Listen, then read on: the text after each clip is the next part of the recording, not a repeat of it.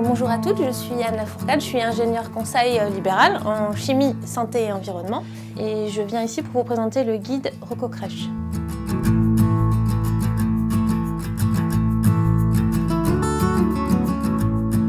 Donc, le projet Rococrèche, c'est un projet qui est porté par l'Agence régionale de santé Nouvelle-Aquitaine.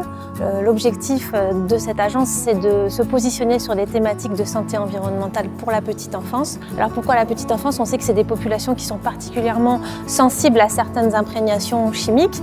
On peut imaginer qu'ils vont avoir un impact sur leur santé, peut-être même leur santé à l'âge adulte. Donc ça vaut le coup de s'y intéresser et de limiter leur exposition, notamment dans les lieux d'accueil comme les crèches.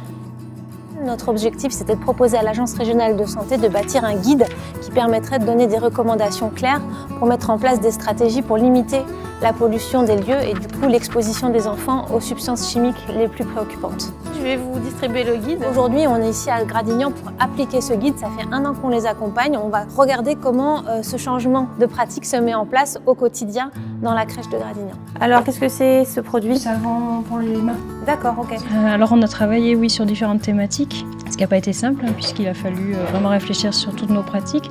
Donc concrètement, on a travaillé notamment sur l'aération dans les dortoirs, ce qu'on ne faisait pas forcément de manière systématique. Maintenant, on aère les dortoirs avant les temps de repos et après.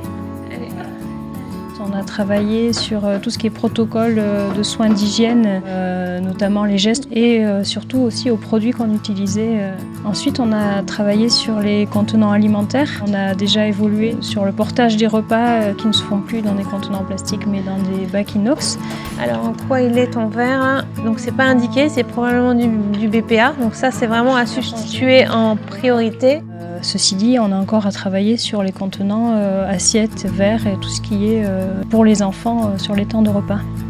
Donc là, on va vraiment pouvoir réduire parce qu'il y a une grande quantité de produits. L'idée, c'est qu'on s'en sorte avec quelques-uns. À propos de la détergence, il a fallu passer de 35 produits à 9. Donc déjà, choisir les produits qu'on voulait utiliser et ensuite se rapprocher de nos fournisseurs et leur demander de nous proposer des produits certifiés EcoCert. Et suite à ça, une fois que les fournisseurs ont pu nous les présenter, il a fallu travailler sur le marché municipal pour accéder à ces produits. Donc c'est un marché de produits d'entretien qui a été lancé en 2016 pour une durée d'1 an renouvelable 3 fois. On ne pouvait pas casser ce marché, donc administrativement toutes modifications doivent être contractualisées par avenant. Donc nous avons rédigé un avenant qui va être voté ce soir en conseil municipal. L'enfant est fragile. Il est exposé à de nombreux risques. Donc nous avons une responsabilité majeure. Il nous faut aller de l'avant, se doter d'instruments, faire de la pédagogie et avoir une capacité de lecture la plus experte possible sur ces risques-là, de façon à pouvoir les prévenir et même les éliminer.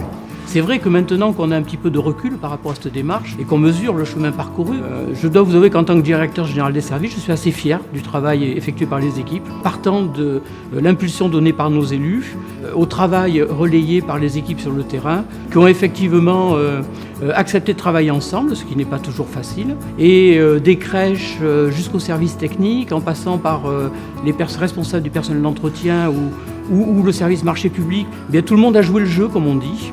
Et effectivement, c'est une forme de réussite collective. Nous sommes vraiment dans un processus qui va faire, je pense, de notre ville une ville exemplaire concernant la démarche santé environnementale. On est très pour, on est très pour, on est ravis de cette démarche, surtout de par le fait que déjà avec mon épouse à la maison, on a déjà essayé de mettre en place cette démarche nous aussi au quotidien. Alors au final, il y a eu beaucoup d'interrogations au départ et d'inquiétudes à la base sur le changement.